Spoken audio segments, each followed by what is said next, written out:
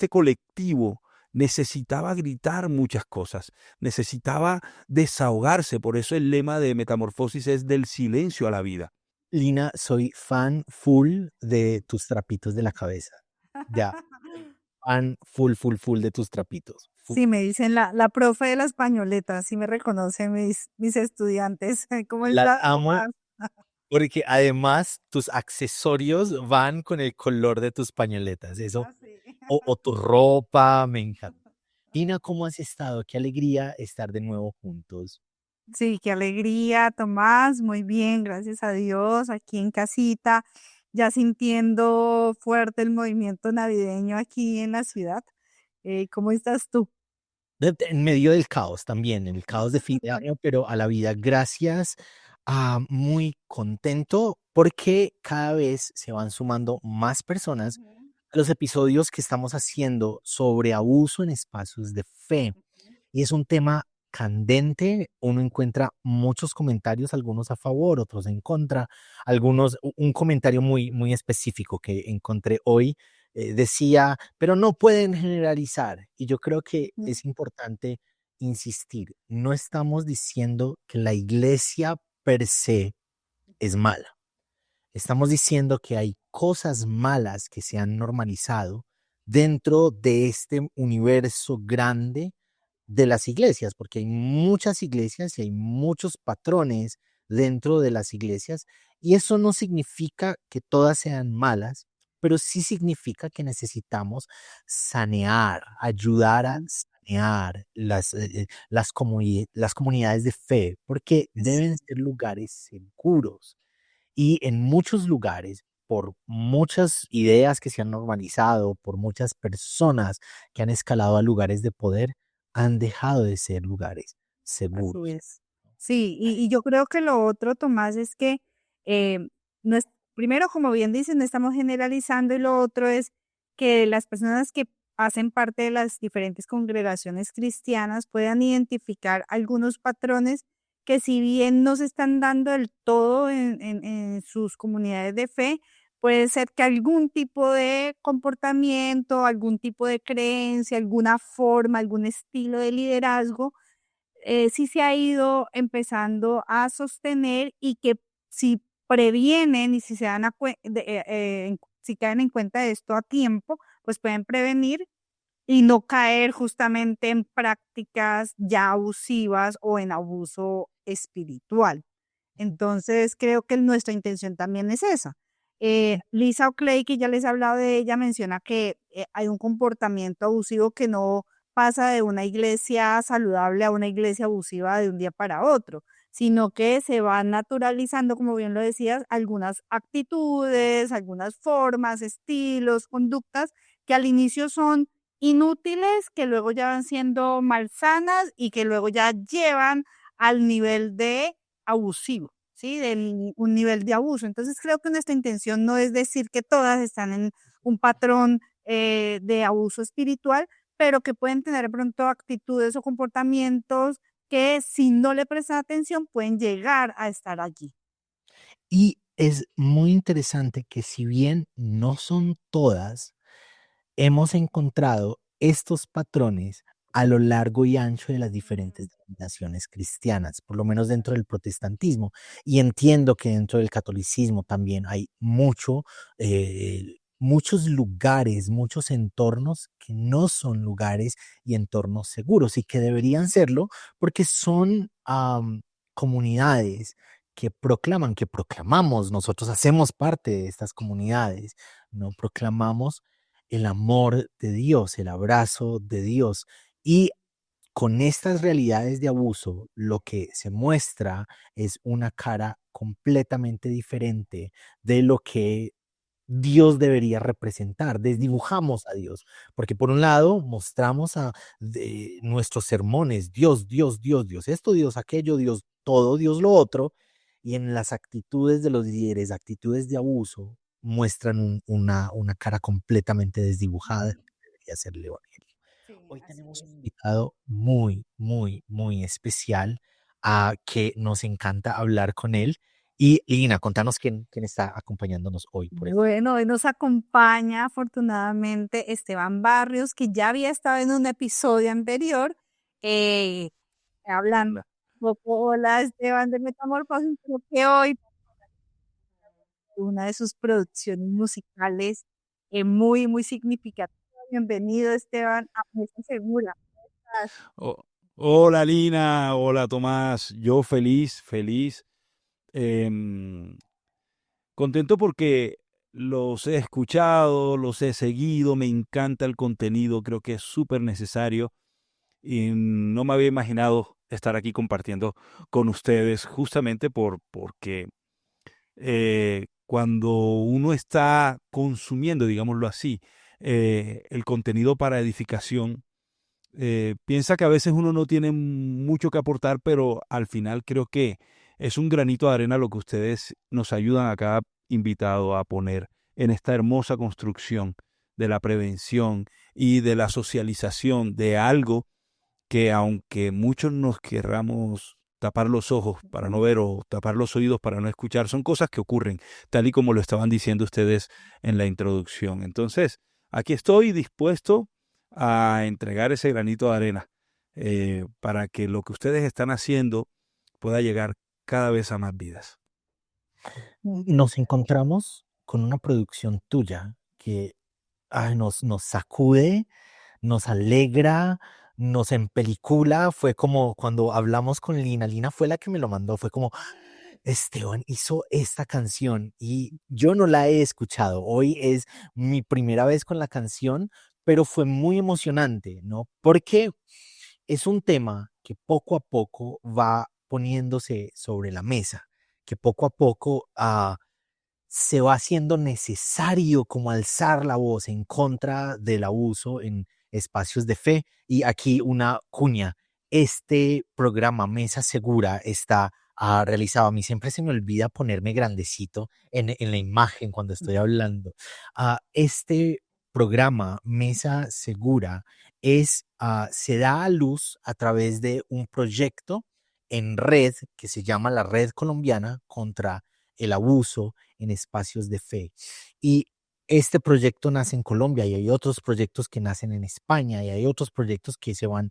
Hace unos días estaba hablando con unas personas de Argentina y van como creciendo proyectos en diferentes países porque se va haciendo un tema necesario.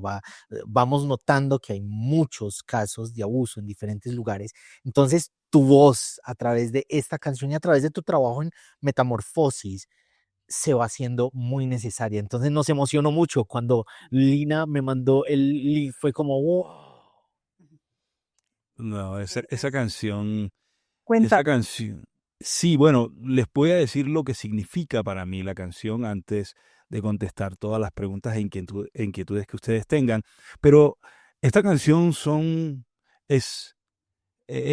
viene de las entrañas y ya les contaré otros detalles, pero viene de las entrañas, del haber vivido desde adentro y, y verme envuelto en un punto bastante oscuro de mi vida. Y cuando digo oscuro, no porque yo lo haya hecho oscuro, sino porque de lo que ustedes están hablando y del marco de la violencia sexual y del abuso espiritual, porque la violencia sexual viene de un pequeño génesis o de algo aparentemente, que es bastante común, pero aparentemente inofensivo. Creo que lo hace peligroso es la normalización del abuso espiritual.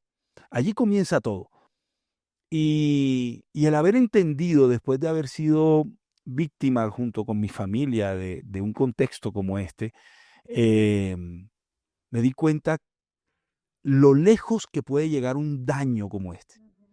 Porque no es solo una vida la que es afectada, es un entorno, son familias, son hogares, son hijos e hijas que en vez de ser criados o educados, cobijados en el seno del hogar con la fuerza del amor, han sido criados con la fuerza del dolor y del dolor en silencio.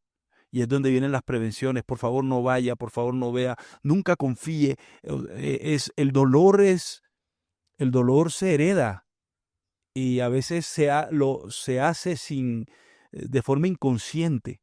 Pero he visto cuáles son las vidas, los frutos de las vidas que han sido criadas con el dolor y no con el amor. Y es muy triste que ese dolor provenga del lugar donde se predica el amor. Entonces, es un grito de la entraña, eso fue un estallido al conocer un caso específico y quiero mencionarlo de entrada. Cuando se estableció Metamorfosis, se estableció porque hay un pasaje que dice que el Señor convierte nuestro lamento en baile. Y nos dimos cuenta que el dolor que había en nuestro corazón de las víctimas que estuvimos las sobrevivientes y todos aquellos que nos vimos afectados en el caso del pastor Jamocó, me di cuenta que este colectivo necesitaba gritar muchas cosas, necesitaba desahogarse. Por eso el lema de Metamorfosis es del silencio a la vida. Y hay muchas maneras de romper el silencio. Y una de estas, en el caso mío, fue la música. Fue escuchar la historia de Milena Rubiano, cuando Milena me dice, tengo que contarle a mi mamá. Y estuve pendiente de cuándo ella le iba a contar a su mamá. Cuando ella me cuenta y me dice, ya hablé con mi mamá, y fue desastroso. O fue duro para ella. Y ahí nace el grito de inicio de la canción.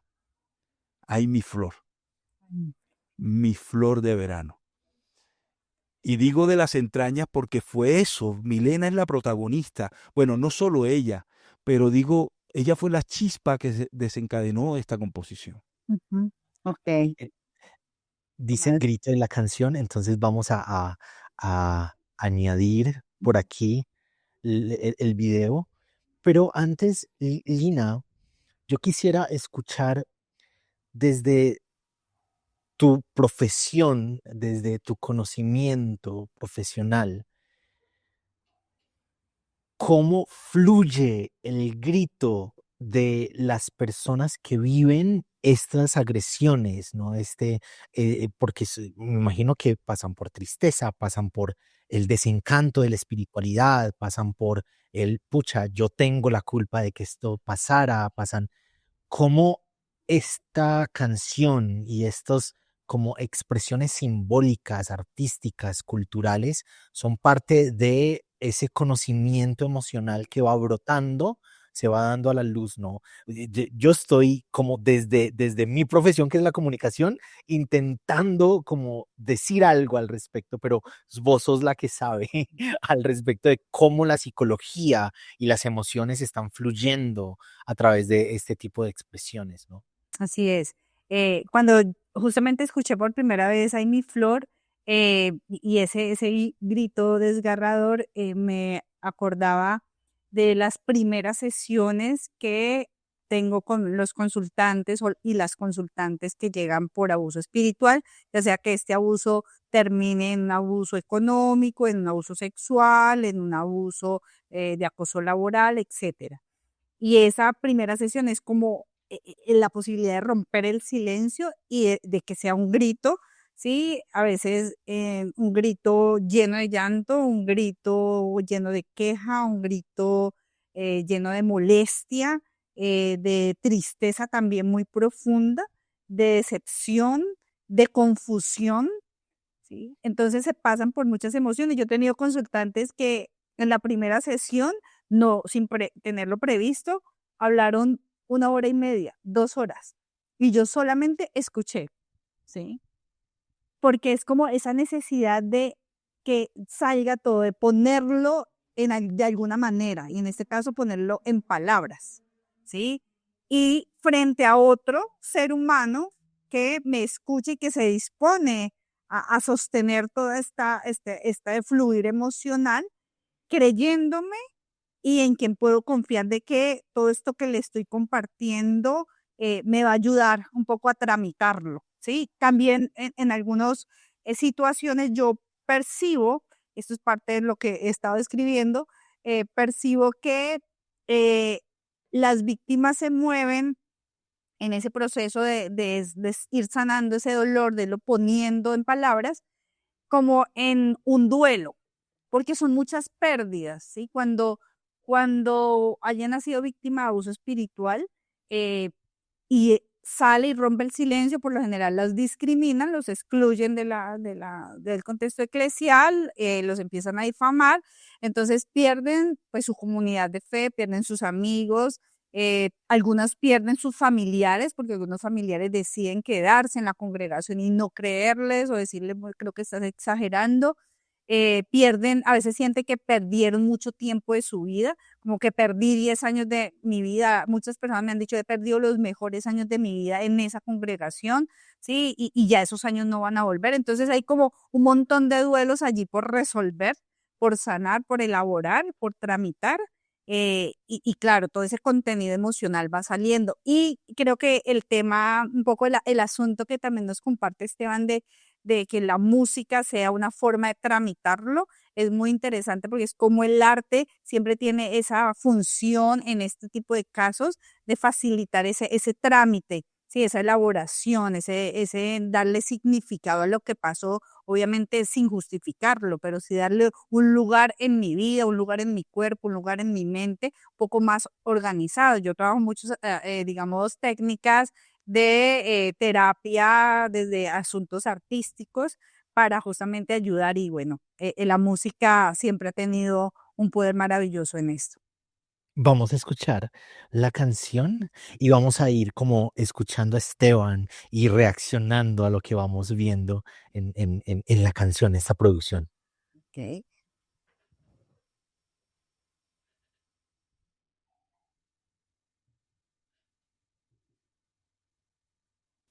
Ay, mi flor, ay, mi flor de verano, ay, mi flor, alguien me la ha pisado, la sembré, la saqué de mis brazos, la sembré que creciera en el campo. Que alguien me diga dónde está el que pisó mi flor. Que no guarde en silencio. Ay, ay, ¿dónde está ese bellaco, por favor? Que no guarde en silencio. Ay, mamá. Que alguien me diga dónde está el que pisó mi flor. Que no guarde en silencio. Ay, mamá. Ay, ¿dónde está ese bellaco, por favor? Que no guarde en silencio. Ay, mamá. Esteban, ese grito que, solo se le sube a uno las Los emociones, CLS. ¿no? Yo- Mira, me hizo llorar otra vez. O sea, lo... Es que es una tragedia que, que nadie debería vivir jamás. Cuando la canción nace, yo me imagino algo que vi en el campo, en mi tierra, y es como las mamás guardan una flor en sus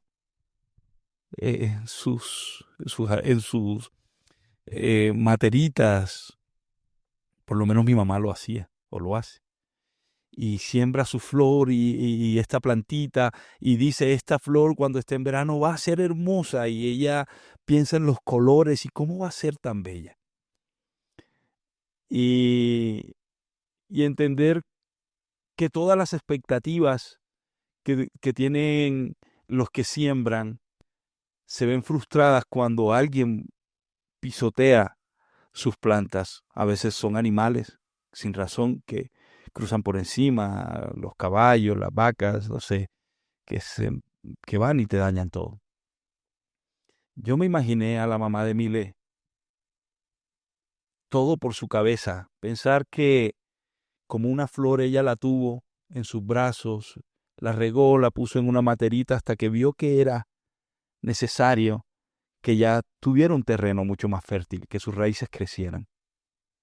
Y fui yo, o sea, fuimos mi esposa y yo quienes le dimos la bienvenida a Mile en la congregación donde todo pasó. Era una niña de 13 años, que justo para ir a la iglesia su madre le empezó a dar permiso, no tan chiquita porque recuerdo que la enviaban con sus hermanos, iba creciendo, ella empezó a poner las letras, le gustaba la música y se acercó a los grupos de alabanza para poner las letras y que todos cantaran las alabanzas. Ella empezó así. Y a mí se me vinieron todos esos días cuando yo la veía de niña e iba creciendo dentro de este contexto. Iba creciendo, iba creciendo, iba creciendo. Y pienso en que nadie tiene una vida, una mamá pone una vida en la tierra para que le ocurra esto. Por eso yo sabía que tenía que empezar con un grito. La canción es un bullerengue, es un lamento, es una canción de entierro, una canción de despedida para los seres queridos. Porque en mi tierra, la gente canta cuando llora también. Y sabía que tenía que ser un bullerengue, no iba a ser una balada, no iba a ser otra cosa, tenía que ser un lamento. Y lo primero que hace antes de lo que ya, del coro en donde se involucran más mujeres, era exponer lo que le había pasado a esta mujer. Porque este flagelo, en el caso mío, me dejó observar muchas cosas que hasta el día de hoy me duelen. Y las razones por las que yo aplaudo que ustedes hagan lo que hacen. Primero, cómo el sistema religioso es capaz de matar la sororidad. Eso es fundamental. Yo creí que muchas mujeres iban a abrazar a otras, a las sobrevivientes, y ver con dolor cómo la reacción de otras mujeres algunas veces eran, ¿quién sabe cómo se vestía? ¿Quién sabe cómo se le ofreció al apóstol, se le ofreció al líder, se le ofreció? Eso a mí me desgarró. Yo no había esperado esto. Yo soy padre de niñas. Y no me imaginé que algo así podría ocurrir. Nosotros los hombres, o sea, hombres, el género masculino, hemos aprendido a matarnos los unos a los otros. Las guerras, los campos de batalla se han llenado de sangre de hombres. Pero la Biblia me muestra en un espacio en Éxodo cómo unas mujeres parteras se ayudaron unas a otras. Y gracias a lo que hoy llamamos sororidad o el comportamiento de una partera, porque eso es lo que yo quería sembrar también en esta canción, la reflexión de, ¿y si volvieran a ser como las parteras? Aún en medio del dolor salvan vidas. Y por eso la mamá sale gritando, porque ustedes tienen que imaginarse la escena. Voy a invitarlos a que se imaginen la escena. Ella en la mañana solo va a echar agüita a su planta, a su flor, como la mamá que llama a su hija en la mañana, ¿cómo estás, hijita? Pero esa llamada esta vez cuenta una tragedia. Y es el llamado a las ventanas de otras casas donde la mamá está diciendo que alguien me diga, alguien vio lo que ocurrió, me pisaron la vida de mi hija, pisaron la vida de mi hijo, porque no solo las mujeres han sido afectadas en este tipo de contextos. Y por eso tenía que comenzar en un grito solitario, porque me di cuenta que si nosotros los hombres ya habíamos aprendido a matar, hemos aprendido a matarnos unos a otros, creo que después de la tristeza que esto da, más triste aún es que no exista un sentimiento de parteras entre una mujer y otra. Luego convoca a otras mujeres y que en ese llamado se da cuenta que ha sido normalizado, o sea, otras mujeres empiezan a cantar porque o a decir que no guarden silencio, no porque ellas estén interesadas en saber quién es, sino porque también les ha pasado. La canción fue hecha como quien toma para una hoja de vida, toma fotografías de cada persona. Yo tomé una fotografía, un sample, se llamaría un sampler, o sampleé las palmas de muchas mujeres víctimas de violencia sexual. La canción está hecha de cada palma del bullerengue. Hay más de 10 mujeres ahí. Y por ahí pasó la cuenta. Porque no solo fue ese caso que dio nacimiento a esta canción, o más bien las vidas afectadas en este caso, porque no hablo de este depredador, sino que hablo en realidad de las mujeres afectadas. Y ha sido compuesto, por eso ustedes sienten lo que sienten, porque yo no les dije vamos a tomarle unas fotos ni van a salir en un video cantando, solo regálame tu palma y a partir de tu palma yo construiré esta canción. Y eso es lo que ocurre. Cada palma es una sobreviviente de violencia sexual en contextos religiosos. Por eso, ay mi flor, yo quise poner el ay como una expresión de dolor en el nombre, no mi flor nada más, ay mi flor. Es un lamento y así yo lo escucho y me devuelve todo el momento en el que fue compuesta y fue producida. Me parece muy, muy interesante, Esteban, eso que nos comparte de cómo es primero un lamento en solitario, que a veces ese lamento en solitario tarda meses o años, ¿no? Allí a veces en la habitación, en un baño, encerradas, mientras van en un transporte público, sí, llorando, guardando, sin saber qué hacer con todo esto, pero viene una segunda parte que es donde tú dices que ya se teje esa sororidad y donde se rompe el silencio para poderlo comunicar hacia otras que ojalá digamos, se interesen y se vayan uniendo a ese gran clamor para estar juntas en esa realidad y en ese proceso y en ese ir sanando. Me parece muy, muy bello esa transición.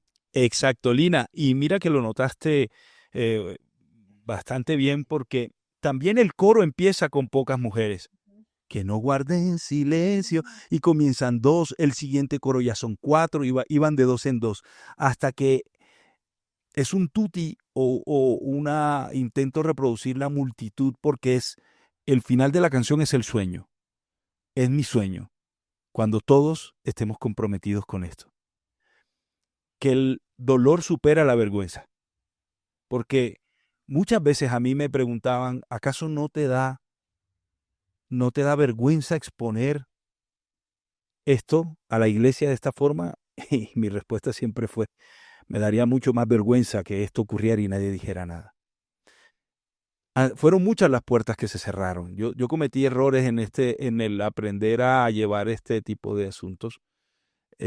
Al principio, cuando algunas familias se acercaron a nosotros, yo hasta creía y yo mismo intentaba introducirlos nuevamente a un sistema religioso y los llevé a iglesias donde creí que iban a hacer un proceso, no sé, de sanidad. Pues era lo que en ese momento lo que yo pensaba y creía.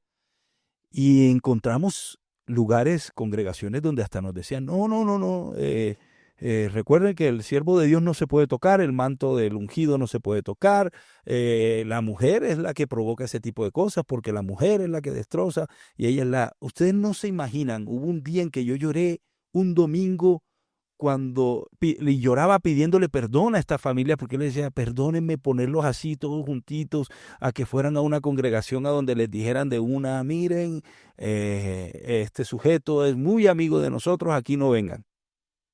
Eso fue terrible, es una revictimización. Yo en ese momento tenía muy buenas intenciones, pero no tenía la menor idea de las cosas que he tenido que aprender ahora, de personas como tú, Lina, de la socialización de este tema, como lo hace Tomás también. Yo no sabía tantas cosas, o no sabía nada más bien. E intenté con el mismo sistema religioso buscar al sistema religioso para que intentara ayudarlos, pero me di cuenta que el mismo sistema religioso estaba afectado desde sus entrañas. Y cuando hablo del sistema religioso no hablo del cristianismo, no hablo del evangelio, ni hablo de la iglesia como cuerpo de Cristo. Hablo del sistema en donde hemos aprendido a que el liderazgo de la fe se hace con poder. Y nos cuesta entender que Jesús justamente nos enseñó un liderazgo sin poder. No necesitamos ser el César para ser un líder espiritual. Necesitamos simplemente reconocer un llamado y tener la humildad y saber que no podemos tener liderazgos, yo diría, liderazgos invasivos, porque ahí está escondido el abuso espiritual. Ujú, ujú. Sí, yo creo que precisamente eso que apunta Esteban es uno de los colores, una de las texturas que permite que haya abuso en espacios de fe. Pensar que el ministerio es un lugar de autoridad, pensar que el ministerio es un lugar de poder, es un lugar vertical, el pastor está arriba y los congregantes están abajo. Y realmente frente al buen pastor que se despoja de sus lugares de arriba y se abaja para hacerse horizontal con nosotros y con nosotras, tenemos una realidad horizontal. Ya no hay hombre y mujer, ya no hay griego y judío, ya no hay esclavo y libre, ya no hay realidades verticalizadas porque todos y todas somos uno por la obra, somos iguales, somos equivalentes por la obra del Evangelio. Y creo que entender que el lugar del ministerio no es escalar hacia arriba, sino ir hacia abajo, a Dios que se hace humanidad, humanidad que se hace servicio, servicio que lleva su discurso hasta las últimas consecuencias. Esa es una invitación para nosotros y para nosotras, ¿no? ¿Cuáles son nuestros lugares de arriba? La invitación es a bajarnos, ¿no? Para poder estar en el horizonte, estar horizontalmente con el otro y con la otra, no verticalmente. Mientras sigamos buscando lugares arriba, por encima de los demás, vamos a seguir teniendo realidades de abuso en los espacios de fe. ¿Qué tal si escuchamos otro pedazo? Ahí Esteban nos spoileó un montón, pero ahora con la información que nos dio Esteban, cada palma es una mujer víctima sobreviviente de realidades de abuso y todos estos gritos de dolor de madres que cuidan a sus hijas, incluso en las congregaciones, ¿no? Mujeres, estoy pensando en mi abuela, que mi abuela ha sido cristiana de muchos años y cuidó a sus hijas dentro de la realidad del cristianismo. Y por ahí también hay relatos de abuso con líderes en esas épocas, ¿no? Que he escuchado de mis tías, ¿no? Entonces, ya tenemos una información para seguir escuchando esta hermosura que a mí me sube las emociones a la garganta. Que no guarden silencio, ay mamá. Ay, ¿dónde está ese bellaco, por favor? Que no guarden silencio, ay mamá. Ay, qué dolor, Señor. Que no guarden silencio, ay mamá. Ay, dolor, ay dolor, ay dolor aquí en mi corazón.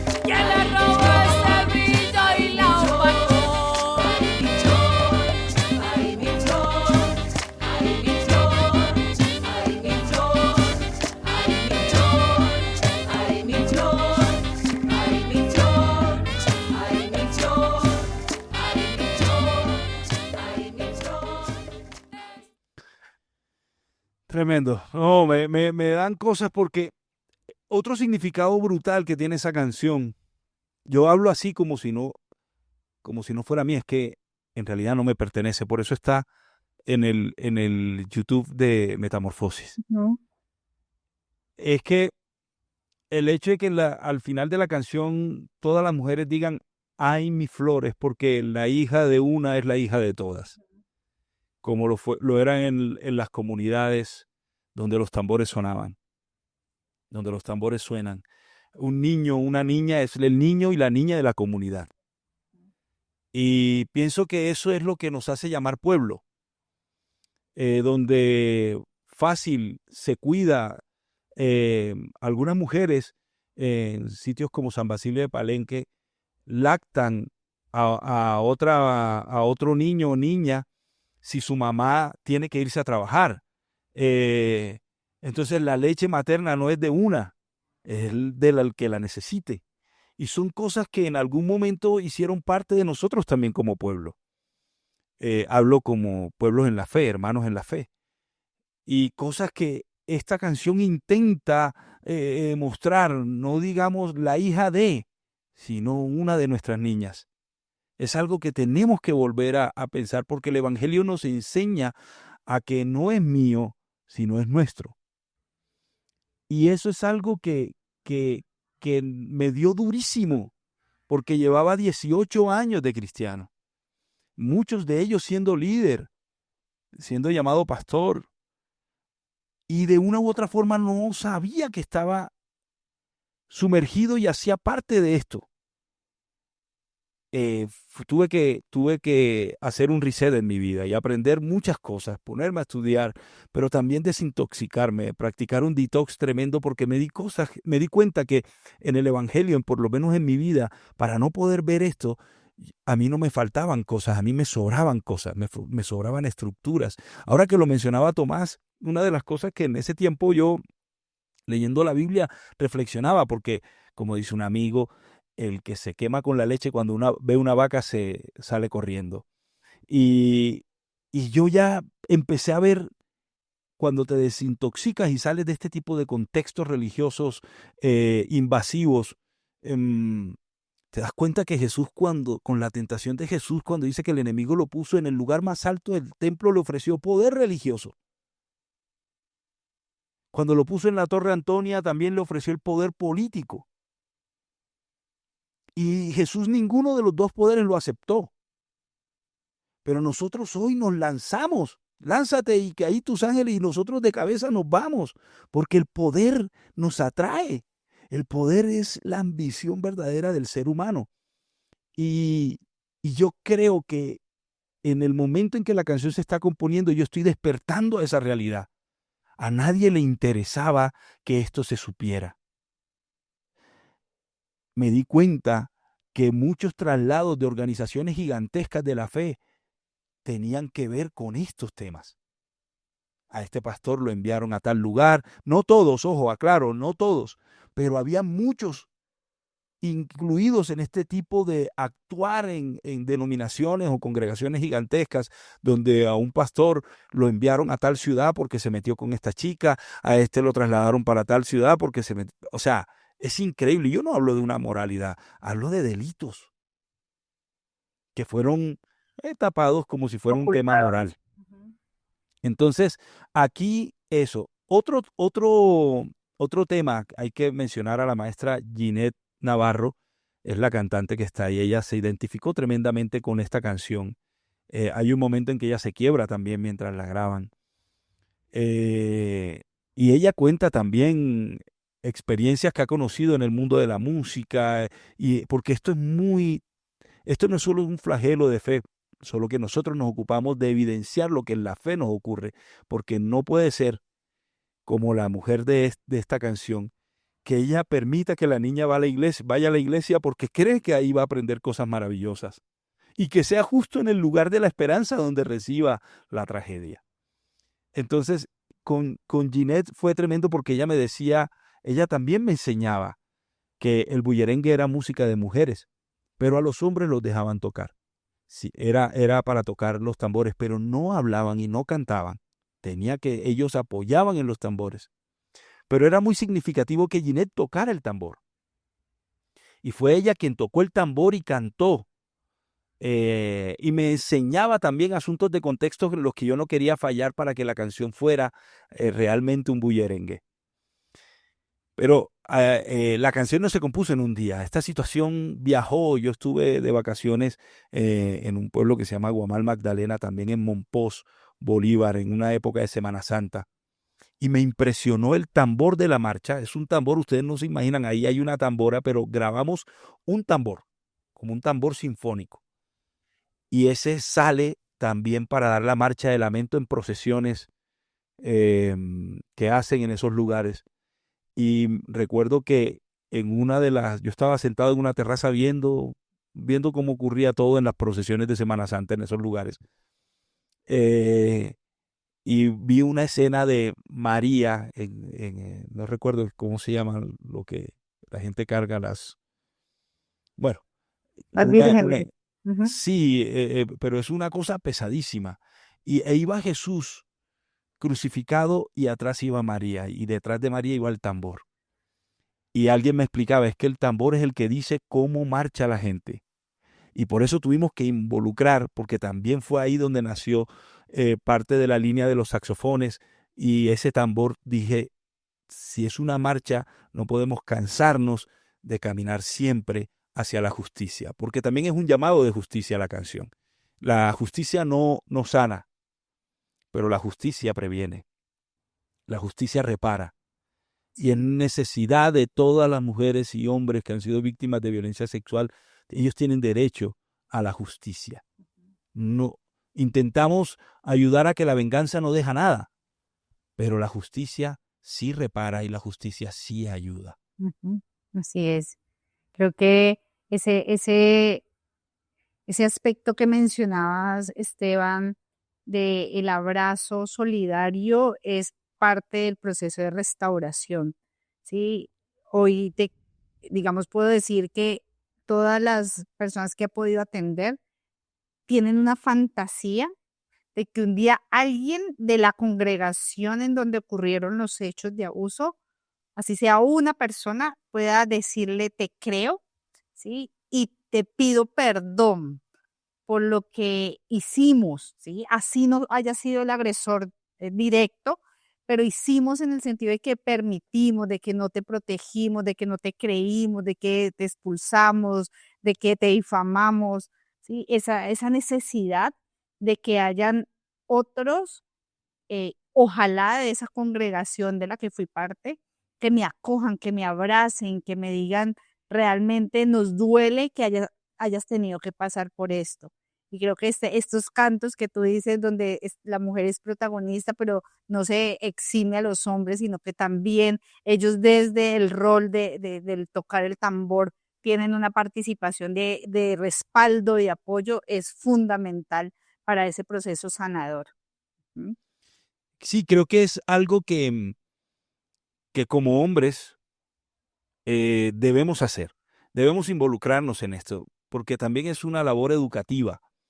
A veces hay cosas que empiezan desde la niñez cuando permitimos que un niño vaya y bese a una niña y entonces nos da risa, porque el niño sin permiso fue y besó a la niña y dijimos, ay, no, pues mira qué lindo el niño, qué maravilloso. El niño no debió hacer eso y creo que a medida que pasen los días tenemos que aprender que hay comportamientos que normalizamos, nos reímos y a veces hasta promocionamos desde pequeños o desde pequeñas en las que empezamos a ver actuaciones que hieren en el futuro o desde la infancia empiezan a marcar. La mujer que espera ser escogida y no a escoger, la mujer que espera y que no avanza. Son cosas que desde la educación y por eso en Metamorfosis, aunque estamos algunos hombres, nuestra labor es 100% apoyo, 100% de respaldo y de la promoción de estos talentos como los de Milena, Patricia y de todas las mujeres que están en Metamorfosis, porque de eso se trata, que vuelvan a resplandecer a pesar de todo lo que vivieron. Y dejar que Dios convierta el dolor, el llanto, en baile, porque el dolor que todos hemos vivido, se puede convertir en la prevención o la libertad de otro niño o otra niña. De eso se trata. Si no, no hay redención del dolor. Bueno, eso con respeto a Lina, no sé si eso se pueda decir así, pero en el caso mío, es parte de mi oficio hoy. Si una niña o un niño se liberan de este flagelo, entonces nuestro dolor y los años que tú mencionabas, nuestro dolor será redimido, será curado. Es que yo creo que, digamos, el texto bíblico y Jesús siempre habló de nuestro, ¿no? Padre nuestro, ¿sí? Y entonces, así como el Padre es nuestro, el dolor de nuestros hermanos debería ser así, nuestro dolor también, ¿sí? Un poco apropiarnos, y no es, le pasó a ella, pues que resuelva, sí, le pasó a esa familia, pues que miren a ver qué hagan, nosotros aquí seguimos, porque desafortunadamente este modelo de sociedad tan individualista, tan cada uno en sus sueños, en sus proyectos, pues nos desconecta del dolor de los demás, ¿sí? Y por eso cuando pasan estos sucesos, pues es más fácil decir, pues yo no entiendo eso, lástima que le ocurrió, pero yo sigo con mi vida. Pero justamente esta pieza musical nos convoca también a hablar de nuestro, y de hecho la Red Nacional en contra de los abusos en espacios de fe tiene ese sentido, es nuestro, ¿sí? El dolor de todas las personas que nos han compartido y aquellas que de pronto a través de la red van a romper el silencio. A mí me decían, ¿a ti qué fue que te pasó que estás hablando de estos temas? Yo digo, a mí no, realmente a mí, a Lina, personalmente, individualmente, nunca me ha pasado nada parecido a todas estas historias, pero sí me duele que esto pase, ¿sí? Esto es parte de lo que he empezado con lo que he empezado a trasnochar, ya llevo 6 años trasnochando con este tema, porque sí me duele, porque no quiero que haya más niños y niñas en las iglesias siendo lastimados sexualmente, físicamente, emocionalmente. No quiero que más mujeres tengan que pasar por una serie de condiciones dolorosas. No quiero que más hombres tengan que salir de congregaciones con ansiedad, sintiéndose minimizados, sintiéndose subvalorados. Entonces, esto yo creo que es un llamado a hacer nuestro este dolor, para que en esa medida también sea nuestro el proceso de sanidad y de restauración. Y Lina y Esteban, también el asunto de que es nuestro pecado, ¿no? Porque se hace muy fácil decir es que esas son otras iglesias, esas son otras denominaciones. Y usualmente cuando son casos de denominaciones que no nos gustan tanto, entonces decimos, sí ves, porque son esas denominaciones, porque son ese tipo de creencias. Y creo que necesitamos asumir que es un pecado nuestro. Como iglesia hemos pecado. Hay un amigo que tiene un libro. Estoy todo emocional en este momento y se me fue el nombre. Miguel Pulido tiene un libro que se llama Hemos pecado, ¿no? Como iglesia, y plantea cómo como iglesia se ha fallado. Y creo que necesitamos asumir que es nuestro pecado. Y la canción me recuerda mucho la primera reunión que tuvimos diciendo, ok, necesitamos juntar como red. Decíamos, Dios está escuchando el clamor de las víctimas de... estoy muy emocional. Dios está escuchando el clamor de las víctimas de abuso dentro de los espacios de fe. Y tengo la imagen de Moisés frente a la llama que está ardiendo. La llama del corazón de Dios está ardiendo y está escuchando el clamor de mujeres y hombres también. Lo que pasa es que el porcentaje más grande es de mujeres que son víctimas de abusos dentro de los espacios de fe, pero está escuchando el clamor de las personas víctimas. La llama de Dios está encendida y es lugar sagrado, y las víctimas, el corazón de las víctimas, de las sobrevivientes es lugar sagrado y necesitamos alzar la voz, desgarrarla si es necesario y traer sobre la mesa que esto no debería estar Ujú. pasando, esto no es una realidad normal. Además que yo Sí. creo, ay, perdón, Esteban, No, no, tranquila, Lina, tranquila. yo creo que mientras hablabas, Tomás pensaba en que Dios también nos dice, ¿y dónde está tu hermano? ¿Sí? ¿Dónde está tu hermana?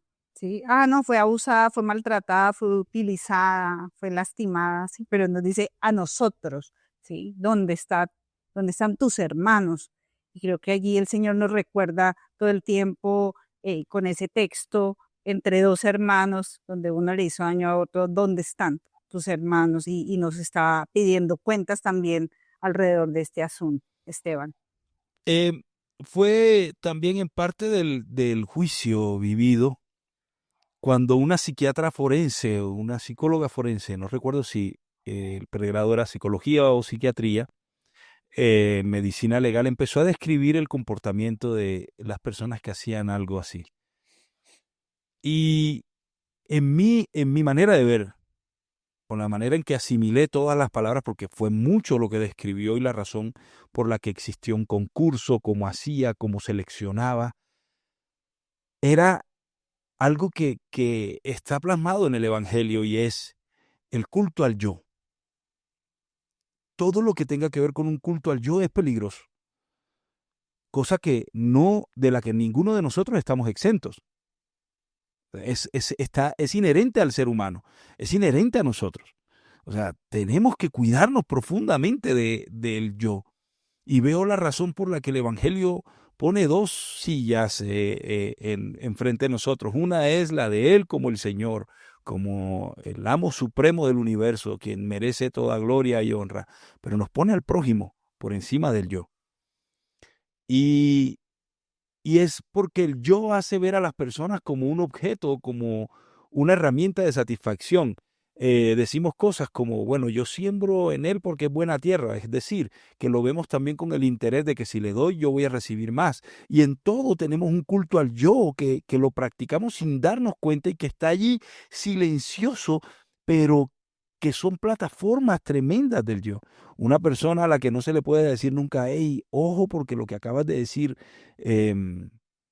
puede ser dañino.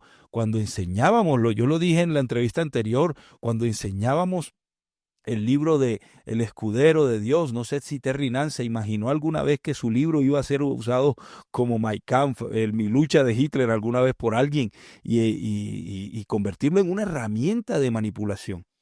Pero decía, los enemigos de tu líder son enemigos tuyos. O sea, eso es una frase tremenda, dura, en donde uno cultiva el yo del líder. Y no nos damos cuenta que justamente en eso hemos apagado el pensamiento crítico de la gente y aún el nuestro. ¿Por qué? Porque hacia allá yo no puedo pensar nada malo. Sí me hago entender, no sé si estoy siendo claro. Hacia allá no hay nada malo. Entonces todo está malo para nosotros, desde nosotros. O sea, nosotros estamos mal. Y fue algo que a mí me pasó. Porque cuando hablabas de la ansiedad, aquí tienes a una persona con ideación suicida, tienes una persona con varias veces intentos, o sea, porque yo creí que el loco era yo. O sea, yo creí que el que estaba mal era yo.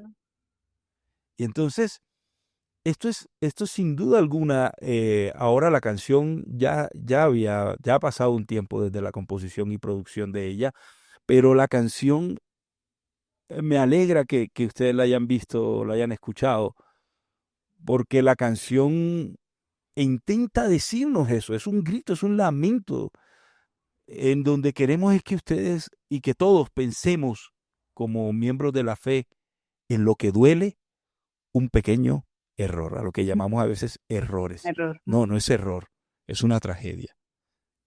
Así es. Muy bien. Tomás, reproduzco para terminar Sí, este sí, fragmento. sí, sí, sí. Terminemos de escucharla y terminamos con algunas ideas finales. Yo estoy muy, muy emocional Me emociona la canción, también me emociona mucho escucharte, Esteban, y le doy gracias a Dios mientras te escucho de que tu voz suene donde sea que es escuchada, donde sea que vos hablas. Me alegra mucho que tu voz esté sonando, porque necesitamos, eh, creo que desde diferentes instancias necesitamos que se abra las bocas, las ideas salgan a través de las palabras y tus palabras son palabras de sanación y de consuelo y de cercanía y de empatía. Y alguno de los compañeros de Metamorfosis en la entrevista decía como, él es la voz pastoral. Sí, logro notar que hay una intención muy fuerte de tu parte de hablar por medio de Dios y una intención muy fuerte de parte de Dios de hablar por medio de tus pensamientos y de tu música y de tu sabiduría. Gracias por tu voz y es en serio, mientras te escucho, es como, Dios, gracias por Esteban. Vamos a escuchar lo que nos queda de canción. Esa lumba que vuelva a reír, este agua para ser feliz. Dame luz, esa luz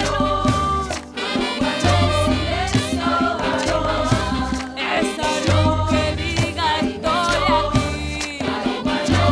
aquí. Agua de vida para verla sonreír.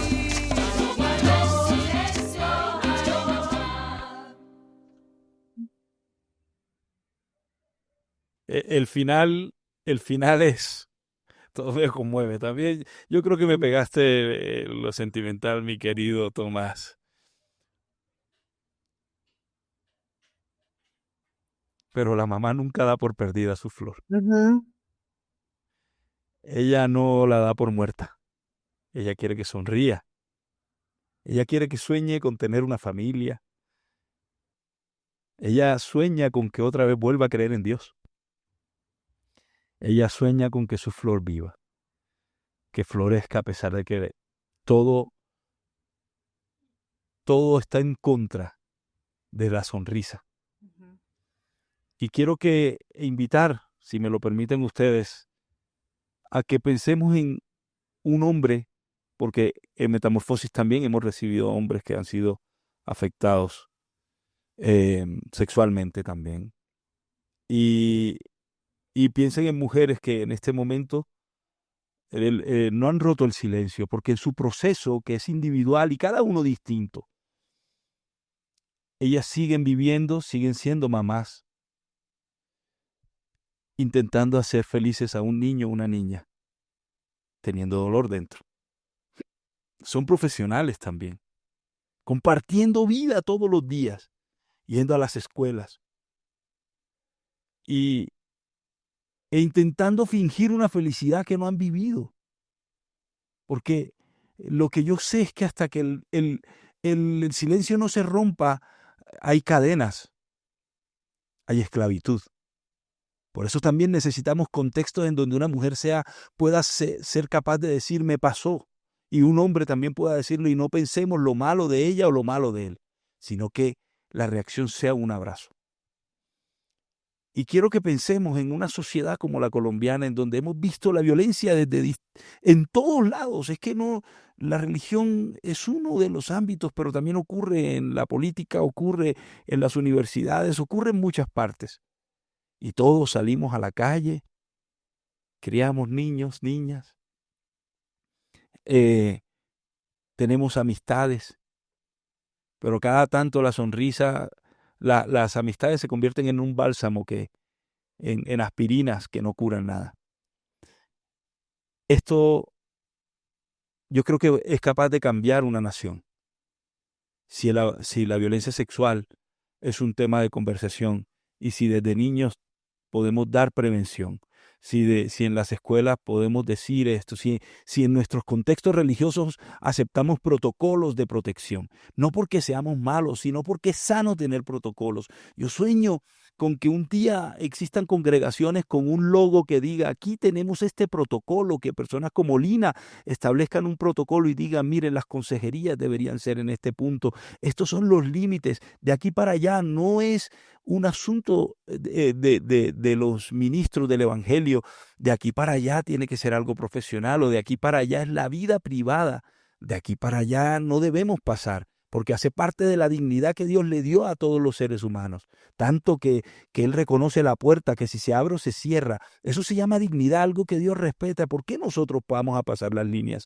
Entonces, si establecemos protocolos, entonces sabremos que son lugares seguros donde nuestras niñas y nuestros niños pueden ir a congregarse y a ir a la fuente de vida. Por eso la canción termina diciendo, deme esa luz, porque tú lo primero que haces con una planta dañada es buscar donde le dé el sol, pero también a darle todos los días agua.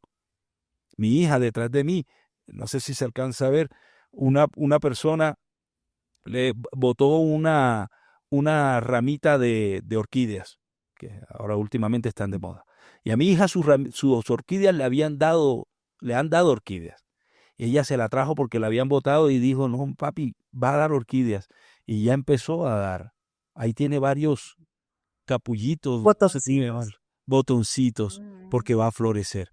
Necesitamos hacer que las ramitas que no tienen hojas ni nada puedan tener la esperanza de volver a florecer, de volver a sonreír, de volver a disfrutar sus carreras, sus dones, sus talentos, y hacer, por lo menos si pensamos chiquitito, nuestras comunidades más bonitas, más felices. Muchas gracias, Esteban. No, pues yo realmente creo que Esteban cerró con unas grandes conclusiones y te queremos es agradecer por arriesgarte a hacer una obra como esta, de difundirla desde Metamorfosis, y bueno, nos encargaremos también de difundir esta obra donde quiera que podamos, porque creo que es una música reparadora, sanadora, que nos ayuda más, como hoy lo hemos hecho, a tomar conciencia de muchos aspectos, de romper el silencio, de acompañar, de acoger, de lo que se requiere para que una persona vuelva a brillar después de haber sido opacada por lógicas de abuso. Eso es lo que tengo por decir. Muchas gracias, Esteban. No sé, Con Tomás. todo cariño. Muchísimas gracias. Es hermoso que cada detalle, ¿no? El tambor que va en la procesión, los gritos de mujeres que son las que cantan, el apoyo de los hombres que tocan las tamboras. Creo que todo se convierte en una metáfora de la voz que se alza de las mujeres sobrevivientes, de las mamás que han vivido las historias de sus hijas, historias desgarradoras, mamás que quieren que haya reparación, ¿no? Mamás que buscan que haya bienestar, hombres que necesitan apoyar, ¿no? Que es una voz de las mujeres cuando se trata de la mujer que es víctima, es una voz de las mujeres, es un lugar político incluso de la mujer alzar la voz, y nosotros vamos detrásito tocando las tamboras, ¿no? Buscando cómo desde quienes somos apoyamos, pero ese no es nuestro lugar, nosotros estamos atrás, ¿no? Y saber que Dios está ardiendo, escuchando la voz y el clamor de las personas víctimas, hombres y mujeres, y a través de voces como la de esta mujer en la canción, que es la voz de Esteban, ¿no? Que se simboliza, que se exterioriza. El grito de esta mujer es el grito de Esteban a través de su música, que también se convierte en un símbolo del grito de las víctimas, ¿no? A través de estas realidades, de estas expresiones de arte, de cultura, desde la Fundación Metamorfosis, desde la Red Colombiana contra el Abuso en Espacios de Fe, desde Mesa Segura, son como los capullos, las llamas encendidas que se van juntando, ¿no? Que cargan la obra de Dios como respuesta a ese clamor en medio de nuestro tiempo. Bueno, Muchas lo han gracias. dicho ustedes. Aquí estoy para servirles y animarles a los que puedan escuchar y ver en nuestro podcast, el podcast de hoy, a que todo se convierta en una acción, que nuestra fe y nuestras obras sean coherentes. Y de eso se trata. Muchas gracias por la invitación. Muchas gracias, Esteban, y a todos y a todas los que nos ven, muchas gracias. Como siempre dice Tomás, háganos saber con un like, con una suscripción, con un comentario que están allí. Si tienen preguntas también para responderlas, estamos muy atentos a lo que nos quieran compartir. Un abrazo a todos y a todas y feliz día, feliz tarde o feliz noche.